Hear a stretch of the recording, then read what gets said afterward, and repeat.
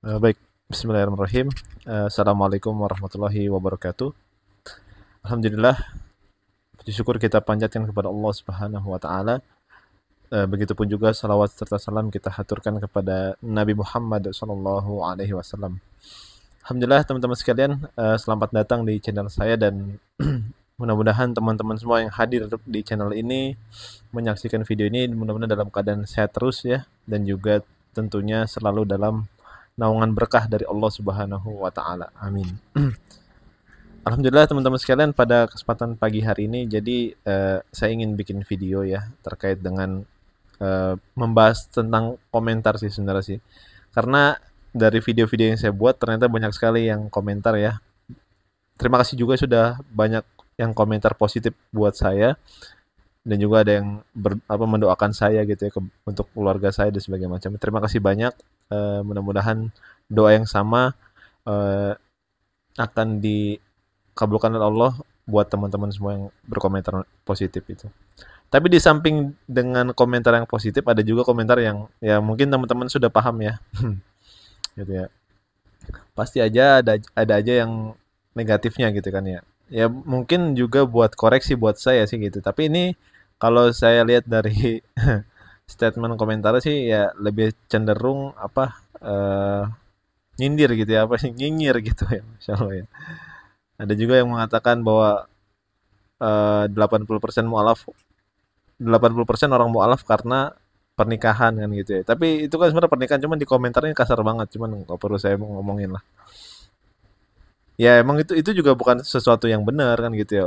Mualaf karena menikah pun bukan sesuatu yang ibaratnya produktif dalam menjalani keimanan kan gitu. Bisa jadi nanti juga kedepannya ketika dia sudah menjalani Islam itu nggak akan pernah dipakai tuh Islamnya, biasanya begitu. Jadi saya juga sering menjumpai teman-teman sekalian orang mualaf karena menikah itu rata-rata ketika dia sudah menikah gitu kan ya, dia masuk Islam menikah terus nanti kedepannya tuh mereka udah blunder hidupnya gitu, mereka nggak tahu apa yang harus mereka lakuin gitu, dia nggak tahu apa yang dia harus lakuin. Misalnya kalau suami yang jadi mualaf gitu, dan mereka dia nggak tahu menjadi suami bagaimana dan sebagainya macamnya gitu loh. Makanya di kami begitu ya, di saya itu kalau seandainya orang ada yang mau masuk Islam ya, terus dia kemudian alasannya mau nikah, itu saya biasanya kita suruh pulang dulu, suruh belajar dulu minimal 3 bulan gitu. 3 bulan suruh belajar dulu, belajar dasar-dasarnya gitu. Jadi jangan sampai dia mau alaf cuman karena pengen nikah sama si misalnya perempuan misalnya. Tapi dia benar-benar harus meyakini apa yang dia anut pada saat itu, agama itu ya itu salah kan gitu ya. Itu harus diakuin. Itu salah, dan semua agama yang ada di muka bumi ini kecuali Islam itu adalah salah kan gitu. Jadi harus diyakinin itu dulu minimal gitu loh. Sehingga nanti ketika mau alaf tuh dia udah nggak bakal eh ya nggak bakal minimal murtad gitu kan ya.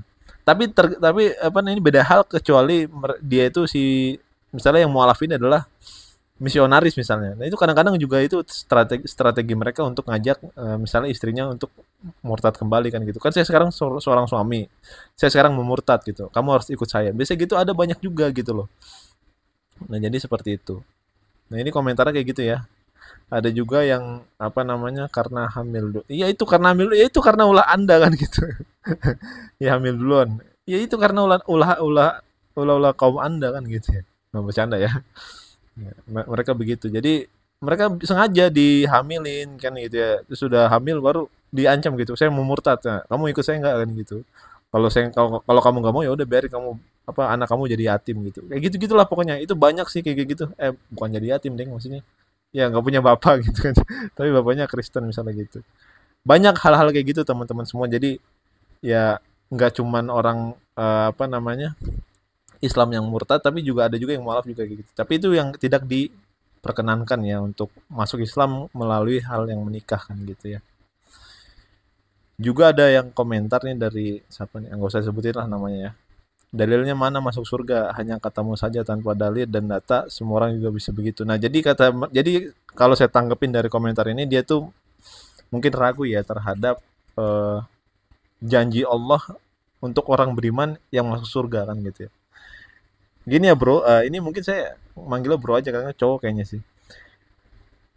Semua orang Islam tuh dijamin masuk surga gitu loh. Baik yang keimanannya itu tebal ya, kalau kata bahasa sekarang, keimanan itu tebal maupun tipis maupun setipis tisu dibelah 7 itu masuk surga insya Allah, gitu kan ya. Asalkan dia beriman sama Allah dan Rasulnya itu pasti masuk surga, gitu kan. Terus nerakanya gimana ya? Nerakanya itu adalah untuk transit dia kalau dia buat salah kan gitu. Terus kenapa Allah mau nyiptain neraka ya? Ya buat supaya kita bener hidupnya kan gitu. Orang-orang yang takut sama neraka nih ya biasanya itu orang-orang yang takut karena dia hidupnya tuh salah terus kan gitu. Contoh misalnya ya misalnya kalau seandainya mencuri itu dia apa ya? Mencuri itu dia takut ya karena dia tahu dia bakal dihukum kan seperti itu. Kalau seandainya dia apa? Dia dia tahu hukumannya, mungkin dia nggak akan pernah mau mencuri lagi gitu kan ya. Nah, jadi kalau seandainya orang beriman itu pasti masuk surga. Cuman kalau seandainya nanti dihisap dia tuh ada pertimbangan yang harus dipertanggungjawabkan, maka dia harus transit dulu misalnya ke neraka kan gitu. Tapi itu bukan sesuatu yang apa ya? Bukan sesuatu yang itu biasa gitu loh. Ngerti gak sih? Maksudnya walaupun kita tahu siksa neraka itu sangat dahsyat, makanya kita jangan sampai membuat kesalahan gitu di dunia. Harus kemudian benar-benar memperbaiki gitu. Kalaupun buat salah kan Allah juga udah kasih tahu caranya kan gitu, harus tobat dan sebagainya macamnya. Nah, dalilnya mana masuk surga? Nah, ini saya kasih dalilnya nih. Ada di surat nih, buka ya, surat Al-Bainah gitu ya. Itu surat anak-anak TK pun kayaknya hafal surat ini kan gitu. Jadi Allah bilang dalam surat Al-Bainah, Auzubillahi minasyaitonirrajim. Innalladzina kafaru min ahlil kitabi wal musyrikina fi nari jahannam khalidina fiha. Gitu kan ya. Ulaika humul syarrul bariyah. Ini saya kasih dalil dulu untuk Anda ya. Kalau Anda belum beriman kan gitu ya. Sesungguhnya orang-orang kafir itu orang kufur ya atau kafir dari golongan ahlul kitab gitu. Nah, mereka ahlul kitab ini orang-orang yang seolah-olah pinter gitu kan ya. Dan orang-orang musyrik akan masuk neraka jahanam. Nah ini yang dalil untuk Anda kalau Anda nggak beriman kan gitu ya. Dan itulah tempat seburuk-buruk makhluk kan gitu ya. Nah tapi dalil untuk orang beriman ada lagi. Innalladzina amanu wa amilus solihati ulaika hum khairul bariyah. Dan sesungguhnya orang-orang beriman gitu ya. Dan mengerjakan amal soleh gitu ya, kebijakan, mereka itulah sebaik-baik makhluk gitu. Jazaohum inda rabbihim jannatu adnin tajri min tahtihal anharu khalidina fiha abada. Gitu kan ya. Radhiyallahu anhum wa radu an dzalika liman khasyiya rabbah. Kata Allah, balasan mereka di sisi Tuhannya adalah surga Aden, ya, surga Aden yang mengalir di bawahnya sungai-sungai, mereka kekal di dalamnya selama-lamanya. Allah ridho terhadap mereka dan mereka pun ridho terhadap Allah. Adalah balasan bagi orang yang takut kepada Tuhannya. Udah, selesai kan gitu kan ya. Itu dalilnya. Nah, mungkin harus dicari lagi banyak sekali dalil-dalil yang mengatakan bahwa orang beriman itu masuk surga. Bahkan uh, ada orang yang sampai telat masuk, ibaratnya sudah, jadi ada orang masuk neraka nih ya. Terus dia sudah selesai masa hukumannya di neraka. Terus dia kan bagaimana, dia nggak tahu kan harus bagaimana. Terus Allah tunjukin jalan gitu kan ya. Terus ketika orang ini jalan apa? Dia berkata sama Allah, "Ya Allah, kayaknya surga udah penuh deh. Saya nggak bisa masuk lagi nih. Udah saya lihat dari neraka ini, surga ini udah penuh." Gitu. Kata Allah, "Udah jalan aja nggak apa-apa." Sampai segitunya. Jadi sampai orang-orang yang terakhir masuk surga pun Allah kasih masuk surga kan gitu. Semua pasti Allah kasih masuk surga gitu. Tanpa terkecuali baik imannya tebal, tipis, siapapun. Belum lagi kita mendengar misalnya syafaat dari Rasulullah. Itu pasti kan gitu ya. Tinggal kita meyakini. Karena kenapa? Karena yang membuat kepastian itu Tuhan yang benar kan gitu ya. Nah, kalau orang yang belum Islam kan kepastiannya dari Tuhan yang belum tentu benar, belum tentu benar lagi, salah kan gitu. Mereka mengklaim Tuhan yang salah kan gitu. Mungkin itu teman-teman sekalian, jadi itulah beberapa komentar yang saya baca ya. Tapi nanti juga saya akan coba review lagi beberapa komentar yang kiranya harus ditanggapi ya, supaya tidak menimbulkan fitnah di kalangan kita gitu kan ya. Ya, mungkin itu dari saya.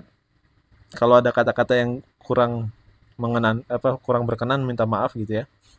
Dan juga mudah-mudahan doakan saya supaya selalu tetap istiqomah dalam membuat video ini dan juga bisa bermanfaat buat orang banyak insya Allah. Barakallahu fikum. Wassalamualaikum warahmatullahi wabarakatuh.